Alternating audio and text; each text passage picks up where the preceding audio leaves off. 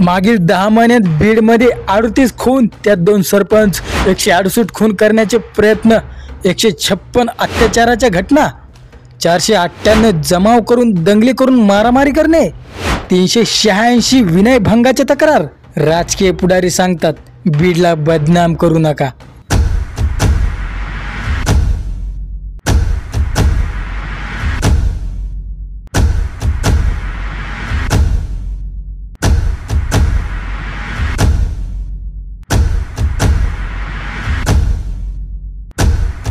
बीड जिल्ह्यामध्ये मागील 10 महिन्यामध्ये या झालेल्या घटना आहेत आणि बीड जिल्ह्यातील पुढारी लोक सांगतात बीड जिल्ह्याला बदनाम करू नका, बीड जिल्ह्याला बदनाम करू नका.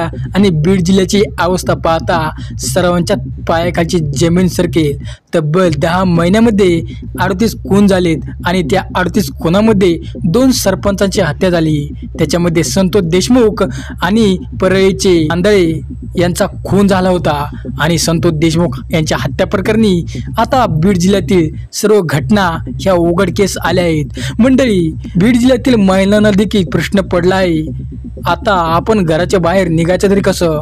तब्बल 386 अशा केसेस आहेत, विनयभंगाच्या केस आहेत. बीड जिल्ह्यामध्ये 1200च्या वर पिस्टल या अधिकृत जर असतील तर विनयभंग काय, कुठलाही प्रकार बीड जिल्ह्यामध्ये घडू शकतो.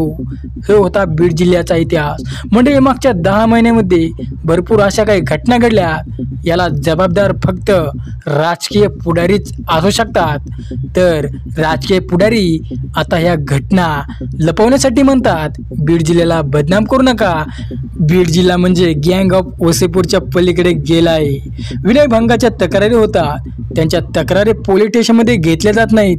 बीड जिल्ह्यामध्ये कायदा सुव्यवस्था राहिली आहे का नाही, हाच आता महाराष्ट्रातल्या जनतेला प्रश्न पडला आहे. इथे नवीन SP आले आहेत आणि त्यांनी आता चांगल्या बेड्या ठोकायला सुरुवात केली आहे.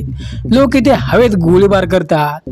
पिस्टल हे लहान मुलांचं खेळणं झाल्यासारखं झालंय. कुणीही कमराला पिस्टल लावतंय आणि हवेत गोळीबार करतंय. कोण कोणाला दम देतंय तर कुणाचा मुर्दा पडतोय. म्हणजे या बीड जिल्ह्यातल्या घटना या अशाच मागच्या 10 महिन्यामध्ये होत चालल्या आहेत. संतोष देशमुख यांच्या हत्या प्रकरणी आता सर्व घटना बाहेर निघायला सुरुवात झाली आहे.